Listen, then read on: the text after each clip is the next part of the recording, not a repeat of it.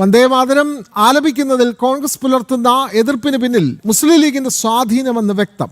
കേരളത്തിലെ UDF മന്ത്രിസഭ വന്ദേമാതരത്തെ എതിർക്കുമ്പോൾ കോൺഗ്രസ് അധികാരത്തിലിരിക്കുന്ന കർണാടകയിലും തെലങ്കാനയിലും ഹിമാചൽ പ്രദേശിലും സ്വാതന്ത്ര്യദിനാഘോഷങ്ങളിൽ വന്ദേമാതരം പൂർണ്ണമായും ആലപിച്ചു.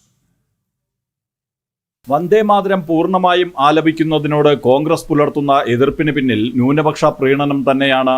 സ്വാതന്ത്ര്യ സമര പോരാട്ടത്തിൽ നിർണായക പങ്ക് വഹിച്ച വന്ദേമാതരം ഇപ്പോൾ കോൺഗ്രസിന്റെ എതിർപ്പിന് കാരണമാകുന്നതിന്റെ പിന്നിൽ വോട്ട് ബാങ്ക് താൽപര്യം തന്നെയാണ്.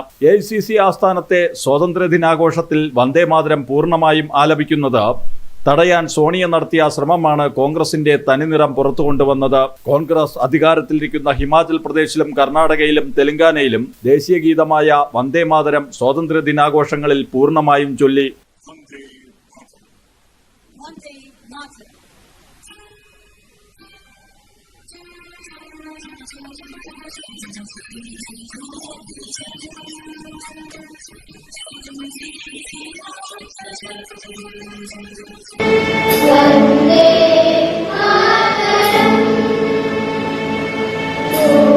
എന്നാൽ ഇന്ത്യൻ യൂണിയൻ മുസ്ലിം ലീഗ് ഘടകകക്ഷിയായുള്ള കേരളത്തിൽ വന്ദേമാതരത്തോട് കോൺഗ്രസിന് കടുത്ത എതിർപ്പാണ്. കേന്ദ്ര സർക്കാർ വന്ദേമാതരം പൂർണ്ണമായും ആലപിക്കണമെന്ന നിർദ്ദേശം മുന്നോട്ട് വെച്ചത് കേരളത്തിലെ കോൺഗ്രസ് മന്ത്രിസഭ അംഗീകരിച്ചില്ല.